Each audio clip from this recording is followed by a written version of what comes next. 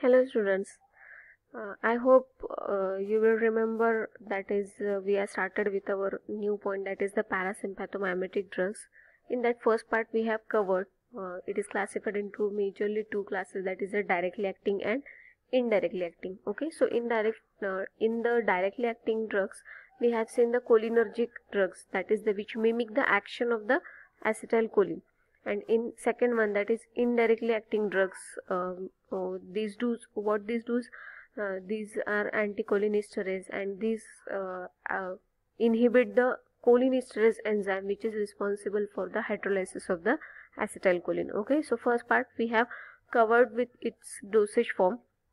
Next one is the anticholinesterase or the cholinesterase inhibitors. Okay, so cholinesterase are responsible for the hydrolysis of the acetylcholine. Okay, हे जे कोलिनेस्टरेज आहे ते ॲसिटाइलकोलिनच्या हायड्रोलायसिसला responsible असतं.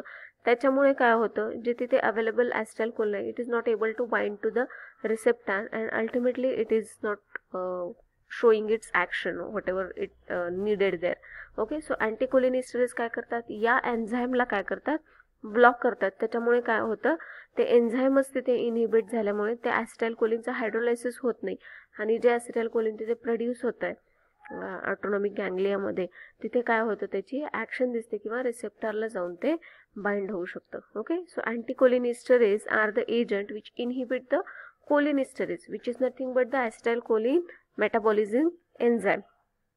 So there are again two type if you see the classification, that is the reversibly and irreversibly. Okay, so हे anticholinesterase जे आहेत हे पण सेम रिस्पॉन्सिबल आहेत. ॲसिटाइलकोलिनचंच ॲक्शन आपल्याला तिथे दिसणार, पण ते काय करतात, जे एन्झाईम आहे which is acetylcholine metabolising enzyme which is called as a cholinesterase, त्याला ते ब्लॉक करतात, म्हणून त्याला अँटीकोलिनेस्टरेज म्हटलं जातं. And there are two types, that is हे रिव्हर्सिबली ब्लॉक करतात किंवा इरिव्हर्सिबली. म्हणजेच काय, ब्लॉक करतात, त्याची ॲक्शन दाखवतात आणि त्या रिसेप्टर साईटवरून ते बाइंड झालेले असतात, ते रिलीज होतात.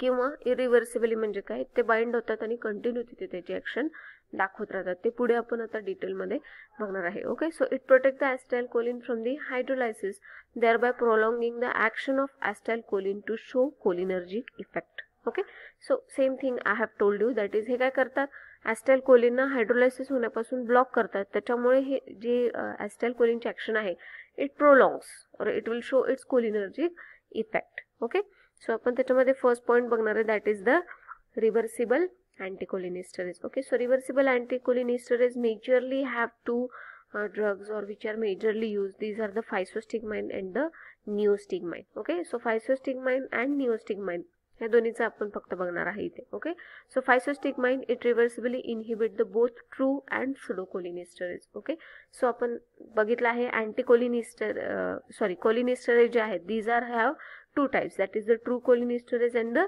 pseudocolinesterase. ओके, सो हे जे फायसोस्टिग्मॅन आहे it is reversibly inhibit the both the enzymes. Okay, म्हणजे ट्रू कोलिनेस्टरेजला आणि सुडोकोलिनेस्टरेज दोन्हीला ते काय करतं, इनहिबिट करतं किंवा ब्लॉक करतं. त्याच्यामुळे काय होतं, जे प्लाझ्मामध्ये किंवा ऑटोनॉमिक गँग्लिया किंवा ज्याला निकोटिनिक साईट आपण म्हणतो किंवा ज्याला कोलिनर्जिक साईट म्हणतो, त्या साईटला जे ॲसिटाइलकोलिन प्रेझेंट आहे ते काय करतं, जे आहे त्याला हायड्रोलाइज करू देत नाही आणि त्याच्यामुळे ते नेक्स्ट रिसेप्टरला, नेक्स्ट जो नर्व सेल आहे त्याच्या रिसेप्टरला ते बाइंड होतं आणि ॲक्शन दाखवतं.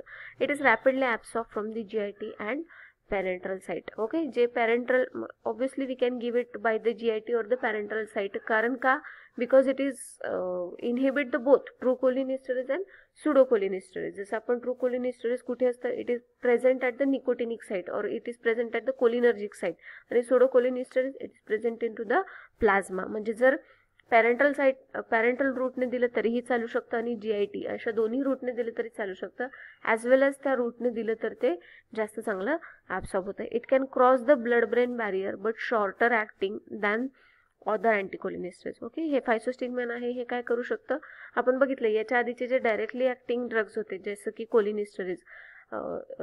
कोलिनर्जिक ड्रग्ज, ते ड्रग्ज जे आहेत it cannot crosses the blood-brain barrier because these are not the quaternary ammonium compound. Okay, but these can pass the blood-brain barrier, but in very little quantity, किंवा ते खूप short acting आहेत compare to other कॉर्टिकोलिनिस्टरीज. Okay, so therapeutic uses, याचे uses काय, these are use in a treatment of glaucoma. Okay, glaucoma it is eye disease, त्याच्यामध्ये याचा use होतो.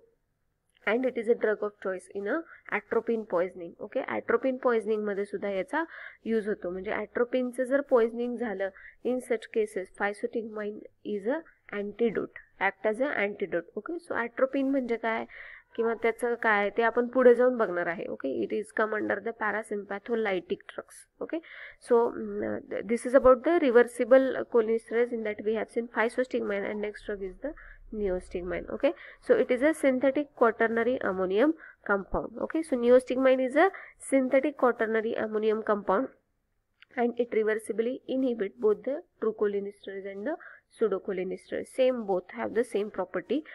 These are poorly absorbed orally, म्हणजे GIT through हे काय होतात, poorly absorbed होतात compared to physostigmine. Oral dose is 20 to 30 times higher than the parenteral dose. Means what, जर आपल्याला ओरली हा ड्रग द्यायचा असेल तर पॅरेंटल डोसपेक्षा याचा 20 to 30 टाइम हायर डोस इथे दिला गेला पाहिजे.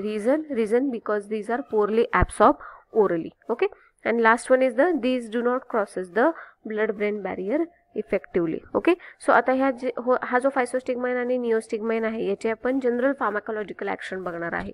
ओके, सो जसं आपण ॲसिटाइलकोलिन चे जे डायरेक्टली ॲक्टिंग ड्रग्ज आहेत त्याच्यामध्ये सुद्धा आपण जनरल फार्माकोलॉजिकल ॲक्शन ॲसिटाइलकोलिनची बघितली होती, तसंच फायसोस्टिग्माइन आणि निओस्टिग्माइनची general pharmacology it is quite similar. Okay, obviously हे आपण जे बघतोय दीज आर पॅरासिम्पॅथोमायमेटिक ड्रग्स.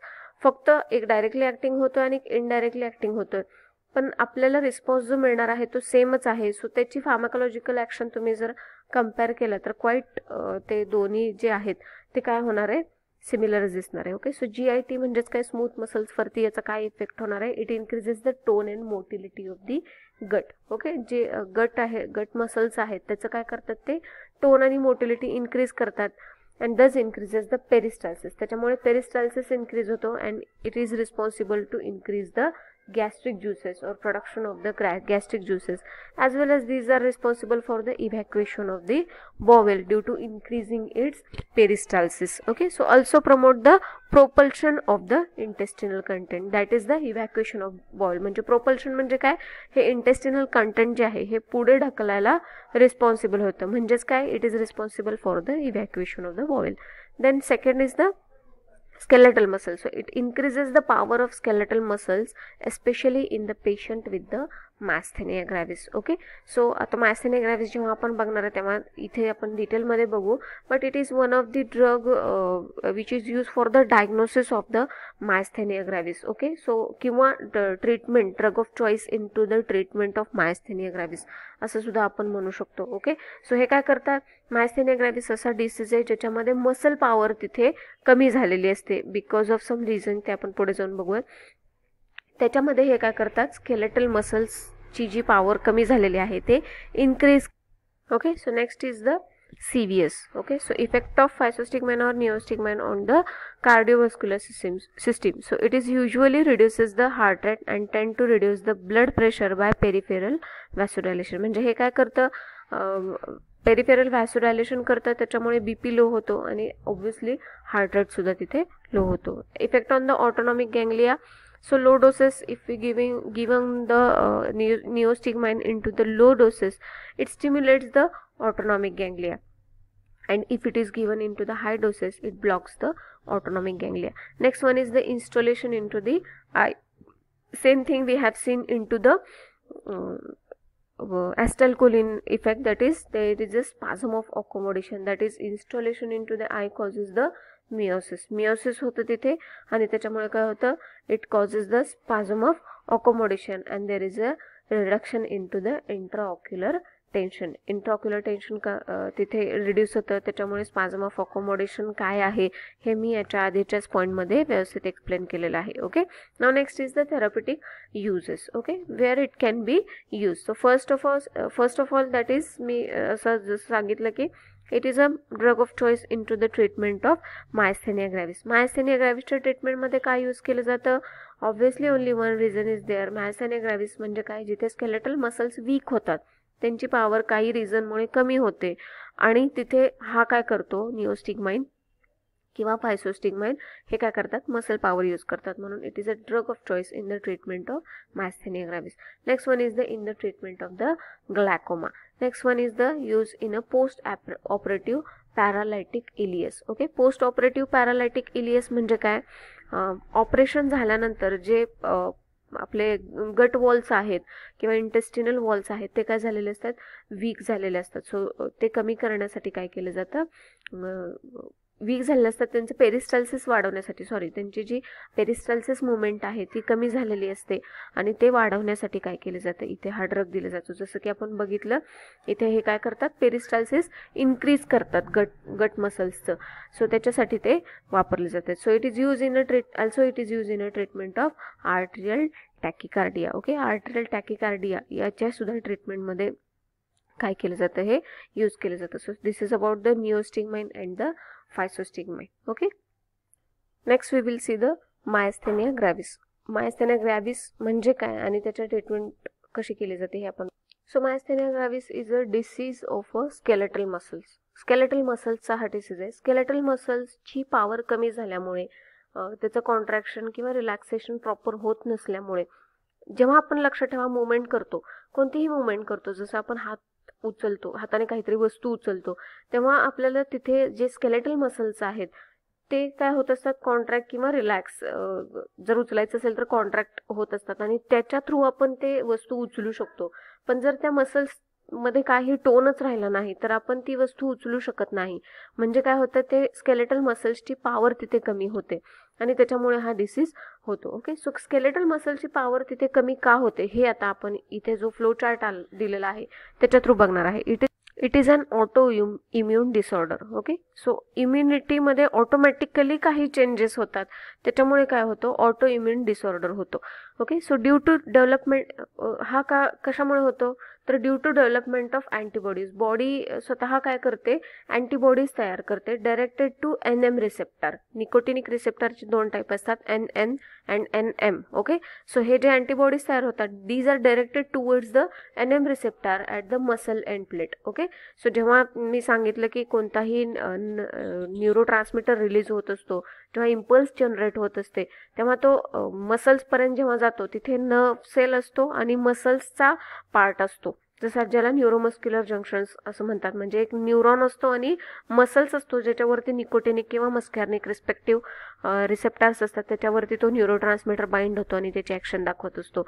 सो हे मसल एंड प्लेट जे आहे तिथे काय होतं, अँटीबॉडीज तयार झाल्यामुळे, त्या NM रिसेप्टरला बाइंड झाल्यामुळे काय होतं, this results in reduction in number of free NM कोलिनो receptor.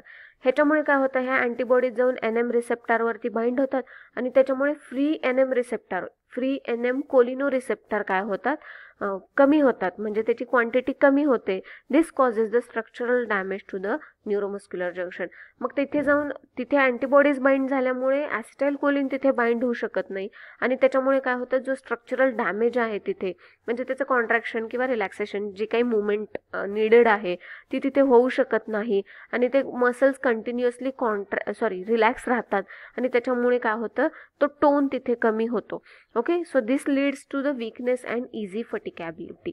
Okay, so हे काय होतं, त्याच्यामुळे वीकनेस येतो आणि फटिगॅबिलिटी होते, तिथे तो मसल डॅमेज व्हायला तिथे चालू होतो आणि ऑब्व्हियसली तो मसल टोन तिथे कमी झाल्यामुळे त्या पर्टिक्युलर बॉडी पार्टची काय होते, मुवमेंट कमी होते. किंवा तो हात असेल तर सपोज लुळा पडल्यासारखा होतो म्हणू शकतो, किंवा आयलिडमध्ये हा मेजरली दिसतो. सो ज्या आयलिडमध्ये हा झालेला आहे तो आयलिड आपोआप काय होतो, ड्रॉप होतो आणि तो व्यक्ती तिथले तो डोळा झाकला जातो त्या व्यक्तीचा.